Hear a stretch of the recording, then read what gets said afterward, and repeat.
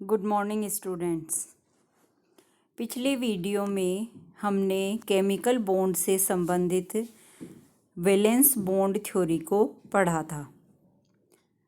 इस वीडियो में हम बात करेंगे केमिकल बॉन्ड से संबंधित एक दूसरी थ्योरी की, जो कि हुंड एवं मुलिकन नामक साइंटिस्ट द्वारा दी गई थी। इसे मॉलिक्यूलर ऑर्बिटल थ्योरी या शॉर्ट फॉर्म में MOT भी कहा जाता है। इस थ्योरी के द्वारा उन सभी कमियों को दूर कर दिया गया जो वैलेंस बॉन्ड थ्योरी में रह गई थी। यह थ्योरी वास्तव में वेव मैकेनिक्स पर आधारित थी और इसके मेन पोस्टुलेट्स निम्न हैं। फर्स्ट, जब भी एटॉमिक ऑर्बिटल्स कंबाइन होते हैं, ओवरलैपिंग करते हैं बॉन्डिंग करने के लिए, तो उस समय उन ऑर्बिटल्स की जो वेव्स हैं वो सेम फेज में होती हैं। तो उन दोनों ऑर्बिटल्स के वेव फंक्शंस का एडिशन हो जाता है। जैसे कि साई ए एक एटॉमिक ऑर्बिटल ए का वेव फंक्शन है, साई बी दूसरे एटॉमिक ऑर्बिटल बी का वेव फंक्शन है, और ये ए और बी दोनों एटॉमिक ऑर्बिटल्स आपस में ओवरलैपिंग कर रहे हैं। तो इस समय साई ए और साई बी की ओवरलैपिंग होगी और उससे एक नया wave function psi A B बन जाएगा। अगर साई ए और साई बी दोनों वेव फंक्शंस सेम फेज में हैं वेव्स की, तो इन दोनों का एडिशन हो जाएगा। यहाँ पे मैथमेटिकल फॉर्म में एंड डायग्रामेटिक फॉर्म में दोनों में वेव फंक्शंस के एडिशन को दिखाया गया है। इलेक्ट्रॉन डेंसिटी को प्राप्त करने के लिए हम साई स्क्वायर की हेल्प लेते हैं, या इलेक्ट्रॉन डेंसिटी को साई स्क्वायर से डिनोट किया जाता है। Psi square means psi A plus psi B का होल स्क्वायर। इसको सोल्व करने पर psi square equals to psi A square plus psi B square plus 2 psi A psi B equation हमें प्राप्त होती है। यहाँ साई ए बी स्क्वायर वास्तव में मॉलिक्यूल में इलेक्ट्रॉन डेंसिटी की प्रोबेबिलिटी है, जबकि साई ए स्क्वायर तथा psi B square atomic orbitals में इलेक्ट्रॉन डेंसिटी की प्रोबेबिलिटी है। अतः इक्वेशन 2 के अकॉर्डिंग मॉलिक्यूल में इलेक्ट्रॉन डेंसिटी की वैल्यू एटॉमिक ऑर्बिटल्स की इलेक्ट्रॉन डेंसिटी के एडिशन से वास्तव में 2 psi A psi B value से अधिक हो जाती है। इससे यह क्लियर हो जाता है कि बॉन्डिंग एटम्स के न्यूक्लियसेस के बीच में इलेक्ट्रॉन्स के पाए जाने की प्रोबेबिलिटी अत्यधिक होती है। अतः थर्ड पोस्टुलेट है, इस प्रकार से जो नए एटॉमिक ऑर्बिटल्स बनते हैं, जो कि साई ए और साई बी के एडिशन से बनते हैं, उन्हें बॉन्डिंग मॉलिक्यूलर ऑर्बिटल्स BMO कहते हैं।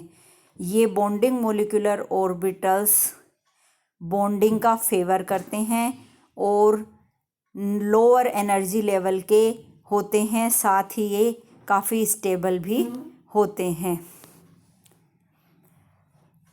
नेक्स्ट पोस्टुलेट है इसका, जब ओवरलैपिंग करने वाली दोनों वेव्स ऑपोजिट फेज में होती हैं, तो इन दोनों के वेव फंक्शंस से इनका डिफरेंस उत्पन्न होता है। इस प्रकार से हम एक नया तरंग फलन प्राप्त करते हैं, जिसे साई ए बी स्टार से डिनोट किया गया है। Psi A B star equals to psi A minus psi B होगा। इक्वेशन 3 इसे हमने नाम दे दिया। ये साई ए है, ये साई बी है, एंड इन दोनों के डिफरेंस से इन दोनों का डिफरेंस हो जाएगा, इसलिए साई ए बी का वेव फंक्शन इनकी तुलना में कम होगा। इलेक्ट्रॉन डेंसिटी की प्रोबेबिलिटी को सदैव हम साई स्क्वायर से डिनोट करते हैं। Psi A B square equals to हो जाएगा psi A minus psi B का होल स्क्वायर। सोल्व करने पर हमें साई ए बी स्क्वायर की value psi A B star square की value psi A square plus psi B square plus minus 2 psi A psi B प्राप्त होती है, जिसे हमने इक्वेशन 4 नाम दिया है। इक्वेशन 4 से ये क्लियर हो जाता है कि एटॉमिक ऑर्बिटल्स में इलेक्ट्रॉन डेंसिटी की probability psi A B star square atomic orbitals के इलेक्ट्रॉन डेंसिटी की प्रोबेबिलिटी से वास्तव में 2 साई ए साई बी कम हो जाती है। अतः दोनों न्यूक्लियसेस के बीच में इलेक्ट्रॉन के पाए जाने की पॉसिबिलिटी कम होती है। इस प्रकार से जो एटॉमिक ऑर्बिटल्स बनते हैं उन्हें एंटी बॉन्डिंग मॉलिक्यूलर ऑर्बिटल्स कहते हैं। ये हायर एनर्जी लेवल के होते हैं, अनस्टेबल होते हैं और बॉन्डिंग का ओपोज करते हैं। इससे यह भी कंक्लूजन निकलता है कि ओवरलैपिंग के बाद बनने वाले न्यू एटॉमिक ऑर्बिटल्स 2 टाइप्स के होते हैं। ये डिपेंड करते हैं कंबाइन होने वाले मॉलिक्यूलर ऑर्बिटल्स पर। इनका एनर्जी लेवल डायग्राम अगर हम बनाना चाहें तो ये दोनों एटॉमिक ऑर्बिटल्स हैं।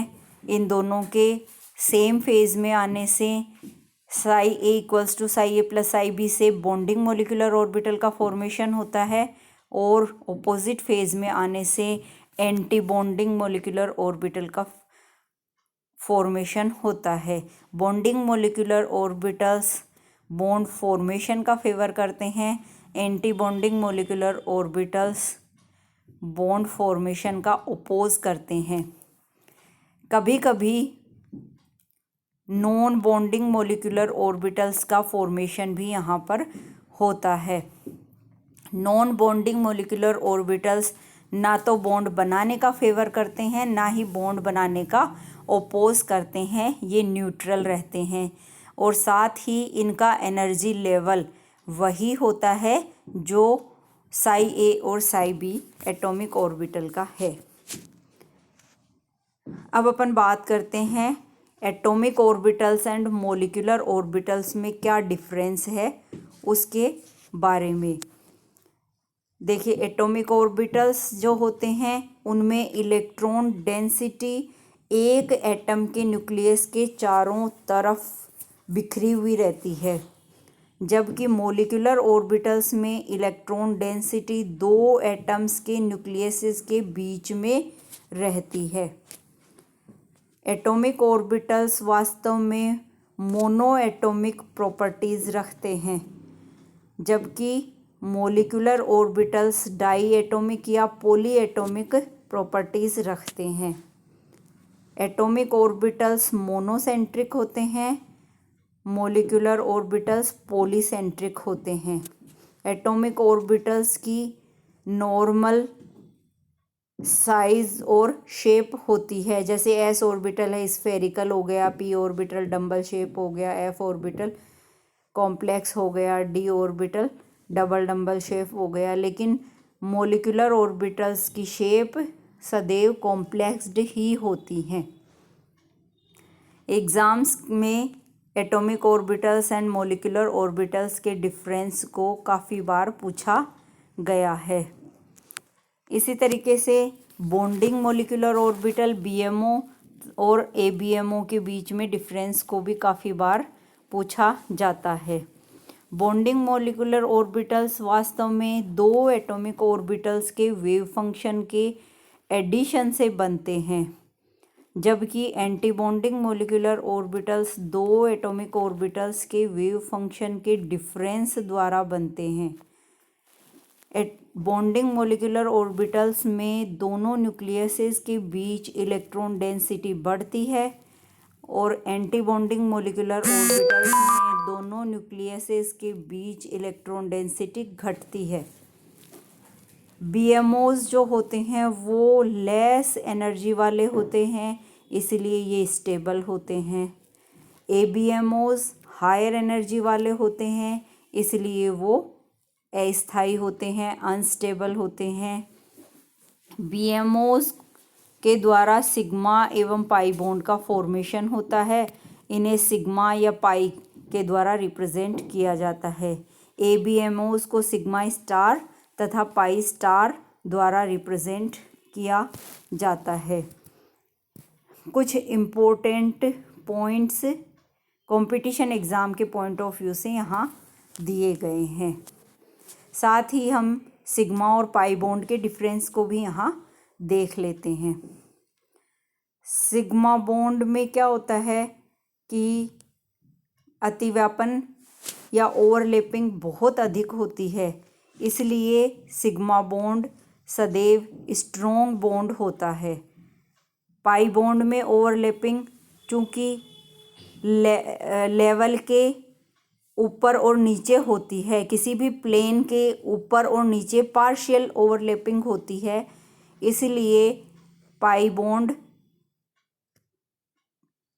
में ओवरलैपिंग कम होने के कारण थोड़ा वीक बनता है। सिग्मा बॉन्ड में एक ही इलेक्ट्रॉन क्लाउड पाया जाता है, जबकि पाई बॉन्ड में 2 इलेक्ट्रॉन क्लाउड पाए जाते हैं। सिग्मा बॉन्ड का इलेक्ट्रॉन क्लाउड सदैव सिमेट्रिकल रूप से होता है। पाई बॉन्ड का इलेक्ट्रॉन क्लाउड एसिमेट्रिकल बनता है। सिग्मा बॉन्ड जो होते हैं उनका इंडिपेंडेंट अस्तित्व होता है, आइडेंटिटी होती है। पाई बॉन्ड का कोई स्वतंत्र अस्तित्व नहीं पाया जाता। सिग्मा बॉन्ड काफ़ी स्ट्रॉन्ग होते हैं क्योंकि उनमें ओवरलैपिंग अधिक मात्रा में होती है। पाई बॉन्ड वीक बॉन्ड होते हैं। सिग्मा बॉन्ड वास्तव में मॉलिक्यूल्स की ज्योमेट्री को भी प्रभावित करता है कि सिग्मा बॉन्ड ये डिसाइड कर सकता है कि मॉलिक्यूल की ज्योमेट्री किस प्रकार की बनेगी, कौन सी ज्योमेट्री वो अटेन करेगा, जबकि पाई बॉन्ड का ज्योमेट्री में कोई कंट्रीब्यूशन नहीं होता है। Thank you.